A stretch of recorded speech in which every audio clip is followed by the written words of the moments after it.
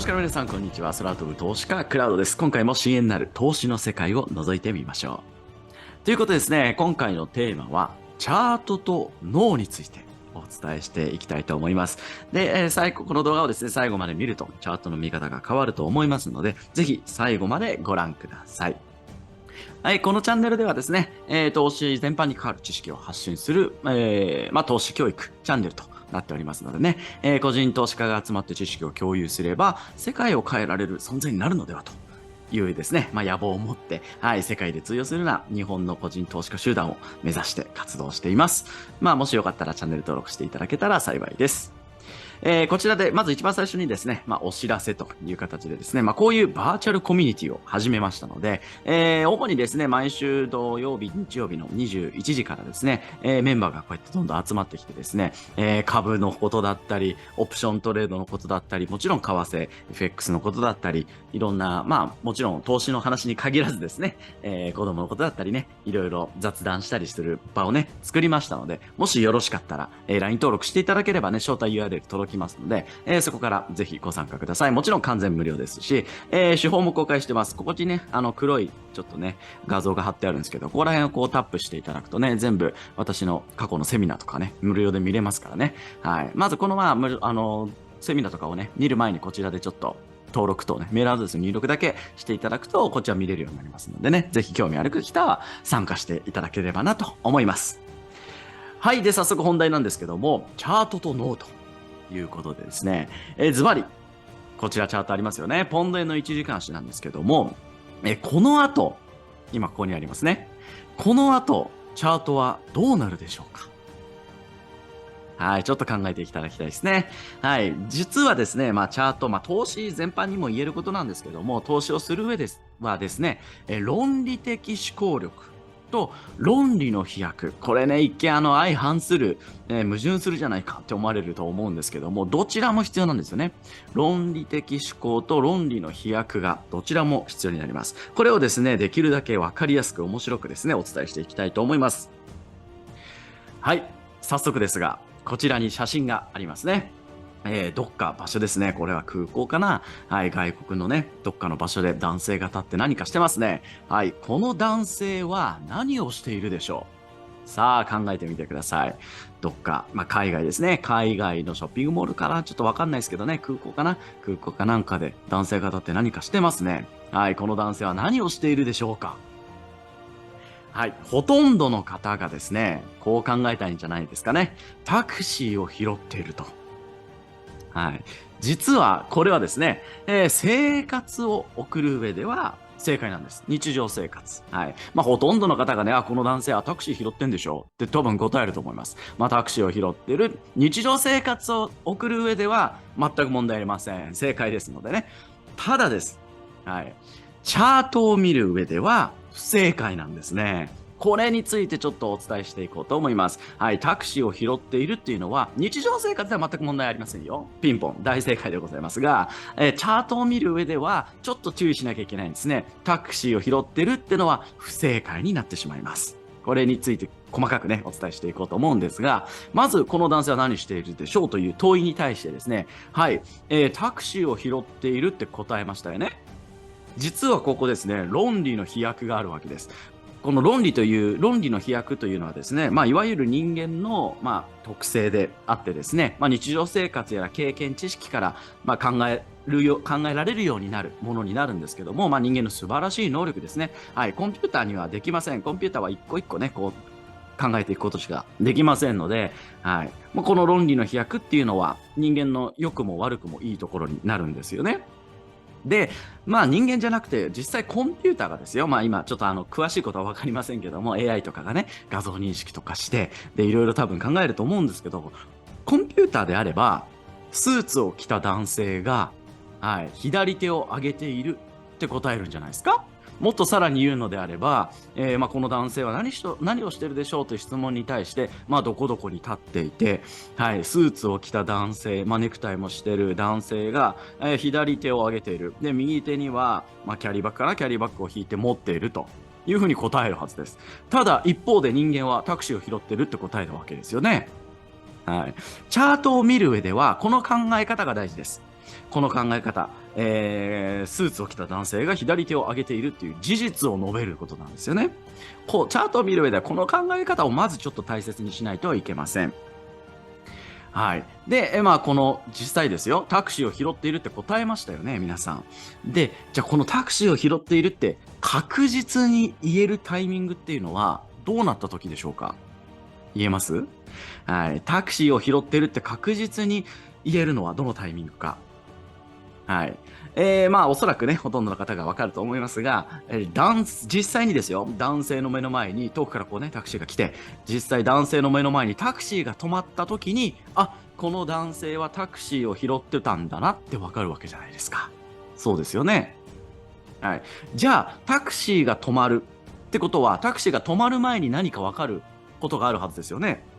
まずそもそもタクシーが遠くから来なきゃいけない。とかね、いろいろあるわけですよね。はい、タクシーが止まるかどうかの判断の根拠はどうなるでしょうか。はい。そもそも、このね、一個前にもタクシーがそもそも遠くから来なきゃいけませんからね。で、タクシーがそこから近づいてきて、タクシーが止まるってことは減速しないといけませんよね。はい。タクシーがそのままスピード落とさずビューって行っちゃったら別にタクシーを、拾ってるけど拾えなかったってなるかもしれませんけども、はい。タクシーがそもそも減速する必要があります。止まるのであれば。つまりですよ、この男性は何をしているでしょうという問いに対してですよ。つまり、タクシーを拾っていると答えるまでには、こういう過程が確認できないと言えないわけですね。つまり1番、はい。男性がまずね、左手を上げてますね。左手を上げている。で、遠くからタクシーが近づいてこなきゃいけません。そもそもね。タクシーが、なんか近づいてきてるな。で、タクシーが減速始めたぞ。ゆっくり、ゆっくりちょっとスピードを落としたぞ。で、目の前でタクシーが止まる。やっとタクシーを拾ったんだなって言えるわけじゃないですか。はい。これを、皆さんはこの質問に対していきなりここに来たんですね。これが論理の飛躍というものになるんですけども、人間はこう無意識でね、やってるものなので、日常生活では、あんまりね、この、なんて言うんでしょうね、日常生活ではとても大切な能力になるんですけどもね。はい。じゃあ、このチャートの話に戻ります。はい。この後どうなるという問いに対してですね、はい。チャートに置き換えてみるとですよ。はい。まず、一個一個見てみましょうね。まず、1番、下落トレンド。MA の傾きでは下向きになってますので、安値更新してるし、っていう状況になりますので、下落トレンドであると大きい流れでね。ただ、はい。2番ですね。MA の間隔が広いですね。紫と青の MA の間隔が広いわけです。で、3番、V 字で上昇してきてますね。V 字で上昇。買い足。これ1時間足ですけども、買いの足では上昇しているという状況。で、戻り高値は実体で抜けました。ここですね。この戻り高値を一応実体では抜けているということになりますね。つまりこれは何を意味しているのかというとですね、大きい流れ、トレンドは下なんですが、買い足ですね。買い足の方ではですね、ロングの兆しがどんどん見えてきているわけですね。ロングの根拠がどんどんと見えてきている段階になります。つまりさっきで言ったらですよ、男性が立っていて、下の流れはね、こう下落なんですけど、男性が立っている状況で、タクシーが見えてきたと。で、しかもそのタクシーが、減速し始めたっていうぐらいってとこですよね。はい。で、結果的に何をするかって言ったら5分足でロングを狙うというふうな結論になるわけです。ここを皆さんですね、こういうふうに文字で書かずに、なんとなくで、ここから上がるんでしょとか、ここから下がるでしょみたいな風を論理の飛躍で考えてしまうんです。これは良くも悪くも、人間の日常生活では大切なんですけども、チャートを見る上では、しっかりと論理的な思考力は必要になりますので、今がどういう状況なのかというのを、まず踏まえないといけません。詳しい内容ね、聞きたい方は、ぜひバーチャルコミュニティで質問していただければ、何でも答えますのでね、ぜひご参加くださいという感じですかね。はい。で、結果的にこの後、どうなったかというと、実は、はい、左のように、こんな風にね、上昇したわけですね。上昇しました。はい。で、今言ったようにですね、大きい流れは下落トレンドだったものの、買い足ではロングの兆候が出てきたわけです。出てきましたね。で、結果的にどんどん上昇してきたということが、結論としてね、こんな風になりました。なので、論理の飛躍もとても大切なんです。いわゆる感覚と言われる部分ですね。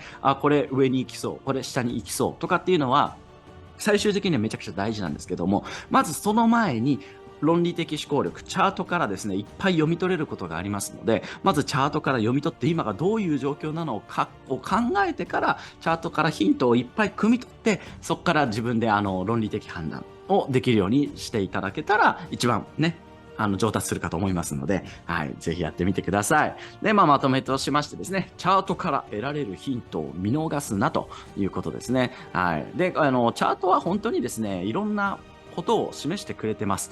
人間がそれに気づいていないだけなんですよね。もういかに細かく見るか。で、チャートがどういうヒントを出してくれているのかっていうのがね、ありますから、そのヒントを逃さないように、論理的思考力、論理の飛躍をせずにね、なるべく。なので、コツコツコツコツ、論理的にね、考えていって、あ、これこっちかなっていうふうに、そこは最終的には論理の飛躍になるんですけども、そういうのをね、ちょっとやっていただけたらなと思います。はい。で、根拠が重なるところをトレードするというのはこういう意味になります。はい。ほとんどの方がですね、根拠が重なるところをトレードってことは、じゃあインジケーター、例えばマークリーだったり、ストキャスだったり、いろんなところの根拠が重なったところをトレードすればいいんでしょと、思ってしまいがちなんですが、そうじゃないと私は思ってまして、チャートからね、ローソク足、今の段階でも分かりましたね。大きい流れは下落トレンドだったものの、買い足では押し安値、戻り高値ね、戻り高値をもう実体で抜けていて、で、V 字でも回復してきた。はい。で、これからまた新しくね、1日トレンドが始まるかもしれないというところで、ロングの兆しが見えてきたというところになりますからね。なので、もう、いろいろね、根拠がどんどんあるわけですよ。なので、そういう意味で根拠が重なるところをトレードするというのはこういう意味だと私は考えております。はい、一番最初にもお伝えしましたが、お知らせとしてね、バーチャルコミュニティやってますので、もし興味がある方は、LINE 登録していただけたら、もう全部無料ですからね、無料で、参加できますので、そうですね、オプショントレード、プットコールとかね、の話だったりとか、あとは、株ですね、株の銘柄選びの話だったり、ご家族の話だったり、もう本当に日常会話だったり、もういろいろね、雑談しますので、で、こちら画面共有とかもできますのでね、チャートをみんなで見ながらこれこうなるよね、みたいなことも話したりしてますので、ぜひ興味のある方はですね、LINE 登録していただけたらなと思います。で、もしですね、この動画が良かったらですね、ぜひチャンネル登録していただけたらなと思います。また、高評価、コメント等で応援していただけたら幸いですという形ですね。また次回をお楽しみにという感じです。こちらも書いてありますけども、バーチャルコミュニティの参加、手法等、私すべて公開してますので、手法を学びたい人は LINE 登録していただけたらなと思います。もちろん完全無料でやってますので、またぜひ、お待ちしておりますので、ぜひ一緒にお話ししましょう。ということで、ありがとうございました。